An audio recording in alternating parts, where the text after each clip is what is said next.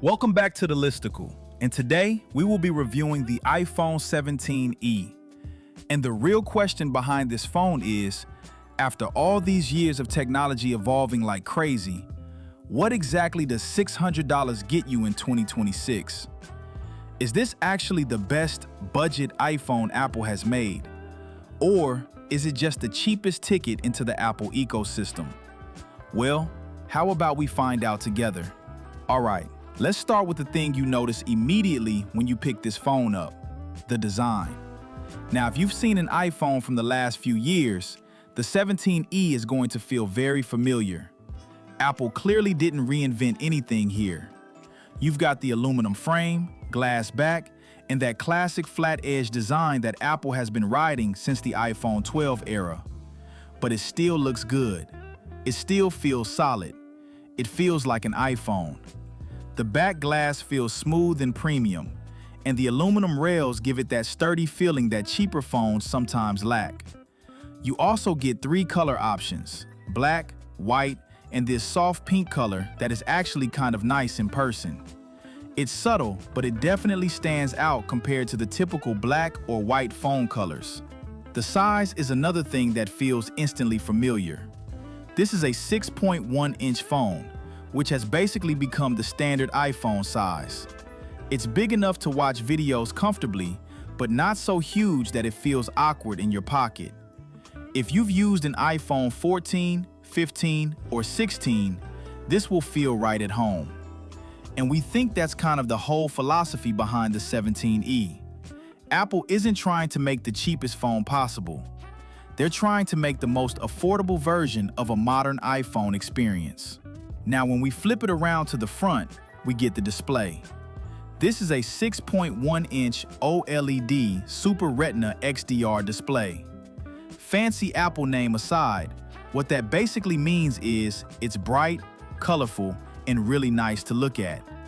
Blacks are deep, colors pop, and watching videos on this thing looks fantastic. The resolution is 2532 by 1170, which gives you about 460 pixels per inch, so everything looks sharp and crisp. Text is clean, photos look detailed, and honestly, for most people, this display is going to feel flagship level. But there is one thing that some people are definitely going to complain about, and that's the refresh rate.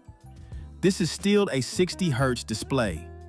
Now, if you're coming from an older phone, you might not notice anything at all. Scrolling Instagram, watching YouTube, texting friends, it's all going to feel perfectly fine. But if you've used a 120 Hz display before, you will notice that scrolling isn't quite as buttery smooth.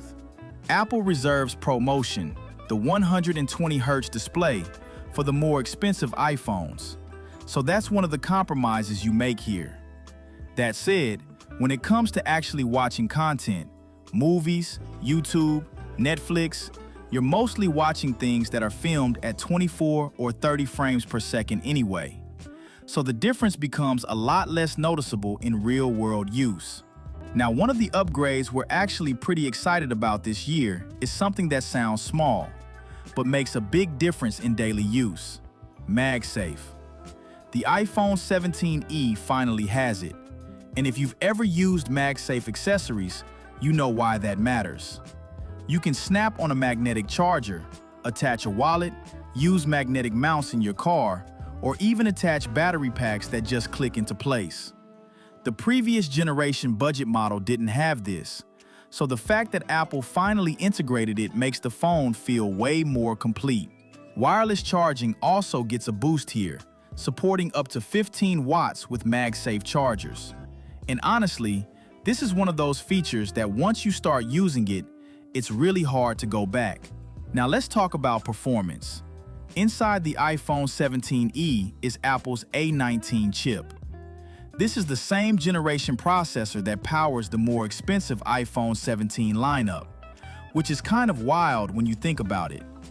That means the performance here is genuinely fast.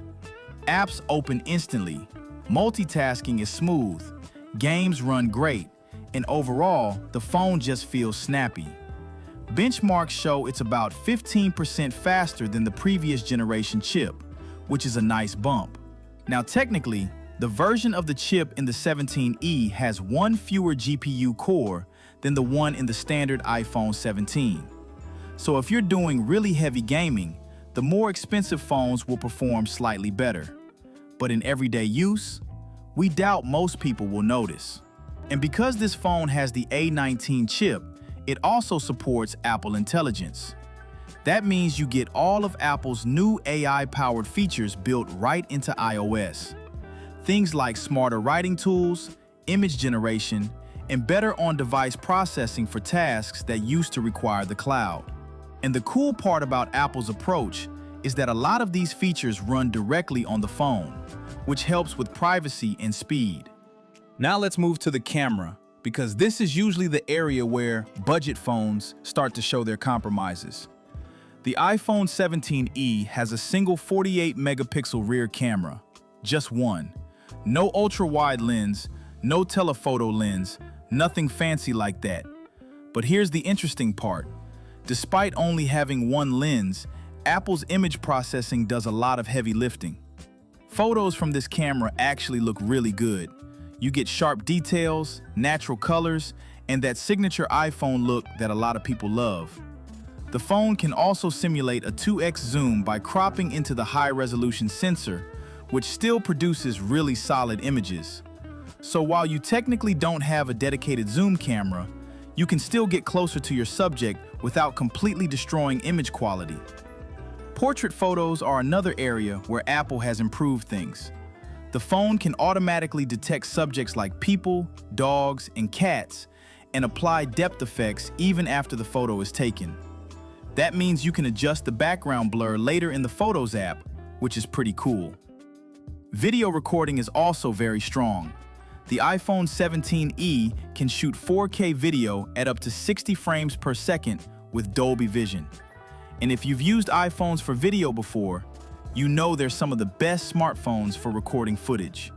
The stabilization is great, colors look natural, and it's super reliable.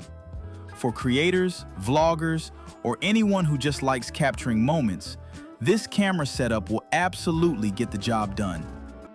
Battery life is another area where the phone performs pretty well. Apple rates it for up to 26 hours of video playback, which is basically a full day of use for most people. If you're just doing normal stuff, scrolling social media, texting, watching some videos, you should comfortably make it through the day. And if you do need to top up quickly, fast charging can get the battery to about 50% in around 30 minutes with a 20-watt charger. Connectivity also gets an upgrade this year, thanks to Apple's new C1X modem. Apple says this modem can deliver significantly faster and more efficient 5G performance compared to the previous generation. That means faster downloads, better signal stability, and improved power efficiency. Now, another thing worth mentioning is storage. Apple actually doubled the base storage this year. The iPhone 17e starts at 256 gigabytes instead of 128 gigabytes, which is honestly a huge quality of life improvement. If you take a lot of photos, shoot videos, or download apps and games, that extra space goes a long way. Of course, to keep the price lower, Apple had to cut a few things compared to the more expensive models. You don't get ProMotion 120 Hz. You don't get multiple camera lenses. There's no ultra-wideband chip for precise location tracking. And it doesn't have some of the networking upgrades found in the higher-end iPhones. But here's the interesting part. Even with those missing features, the iPhone 17e still feels like a very complete phone. You're getting the same software experience, the same ecosystem, the same app support, and the same overall polish that Apple is known for. And I think that's really the point of this device. The iPhone 17e isn't trying to be the most advanced iPhone. It's trying to be the most accessible one. So the big question is, who is this phone actually for? If you're someone who always wants the absolute latest tech, the best camera, the smoothest display, the fastest everything, you're probably going to look at the Pro models instead. But if you just want a solid iPhone that's fast, reliable, and will probably last you 5 years or more, the 17e actually makes a lot of sense. This could be a great upgrade for someone coming from an iPhone 11, iPhone 12, or even an older SE. It's also a good entry point for people switching from Android who want to try the Apple ecosystem without spending over $1,000. It's not flashy, and it's not trying to be. It's just a really solid, dependable smartphone that does almost everything most people need. So, is the iPhone 17e the best value iPhone Apple has made? Maybe. It gives you a modern design, strong performance, a good camera, and a ton of storage, all for $600. And when you think about where smartphones started, that's actually pretty impressive. But we want to hear from you.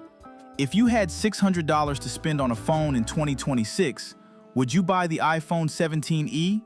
Or would you go for something else? Let us know in the comments below.